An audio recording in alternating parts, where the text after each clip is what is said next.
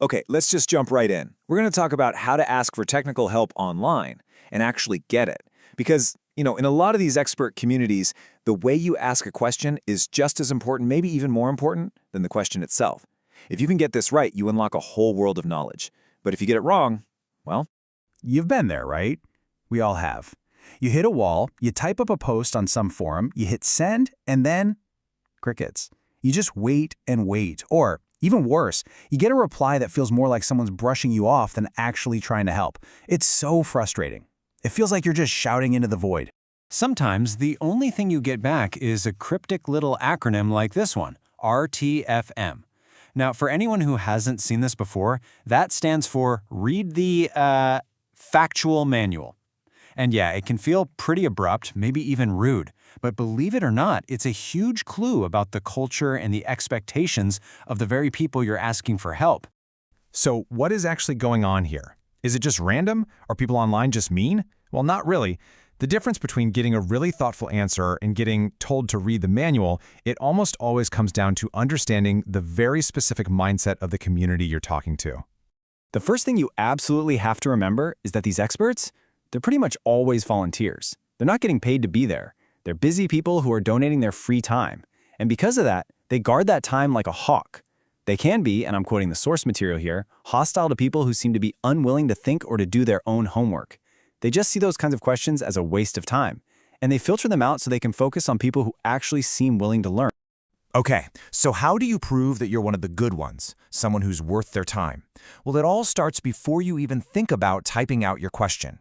The very first, and I mean most critical step, is you have to do your homework. Think of this as your pre-flight checklist. Before you hit post, you need to be able to honestly say yes to these questions.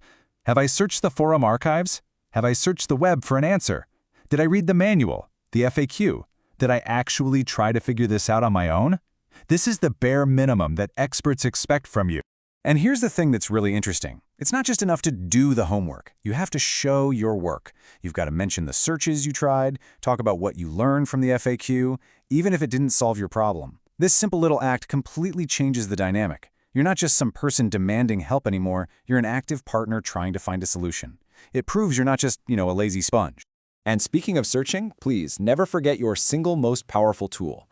Before you do anything at all, just copy and paste the exact error message you're getting into a search engine. I'm telling you, you would be shocked at how often the answer is just sitting there on the first page of results, just waiting for you.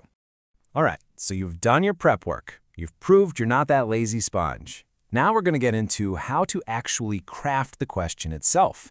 Because there is a real art to writing a question that doesn't just get you an answer, but gets you a great answer. It all starts with the subject line. This is basically your tiny little billboard to grab an expert's attention. A subject like help or question is totally useless. A really great format is what's called object deviation. What's the thing you're having a problem with, and what is it doing that's unexpected? Just look at the difference here. The smarter version tells an expert exactly what's wrong with what software on what kind of system. They know if they can help you before they even open the message. And that brings me to a really crucial point. Always describe the problem's symptoms, not your guesses about what's causing them. See, on the left, someone is just guessing about the cause. That's not helpful at all. But on the right, the person is acting more like a detective, just gathering the raw data, the hardware, the specific errors, the exact conditions. That gives an expert clues they can actually work with to solve the case. Oh, and this is another classic trap people fall into. Think of it this way. Don't just ask for help getting over the specific brick wall you've run into. Tell people about the castle you're trying to build on the other side. So instead of asking, how do I get this specific tool to work in FoodDraw? You should ask, what's the best way to replace a color table in an image? That second question opens the door for an expert to say, oh, you know what? You shouldn't even be using FoodDraw for that. Here's a much better way to do it. So if we were going to write out a recipe for the perfect question, these would be the key ingredients. You start with your big picture goal, then you add the step-by-step instructions so someone else can see the exact same problem. Then you clearly show the difference between what you expected to happen and what actually happened. And crucially, you have to list the troubleshooting you've already tried and then just top it all off with your system info. With a recipe like this, you're basically giving an expert everything they need on a silver platter. Okay, let's see how this plays out in the wild.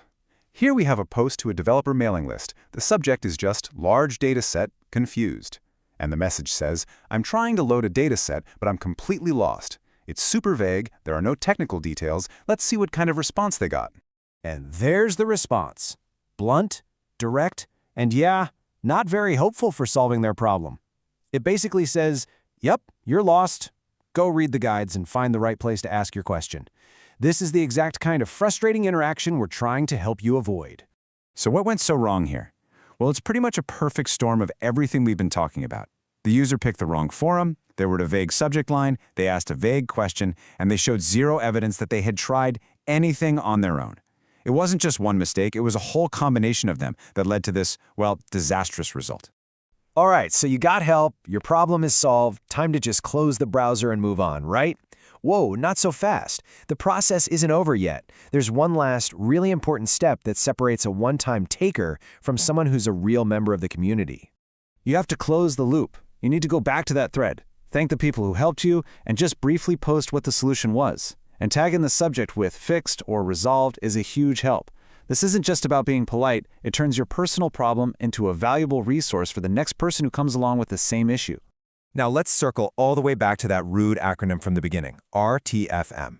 In hacker culture, a response like that isn't always meant as an insult. It's just a really direct, efficient way to communicate.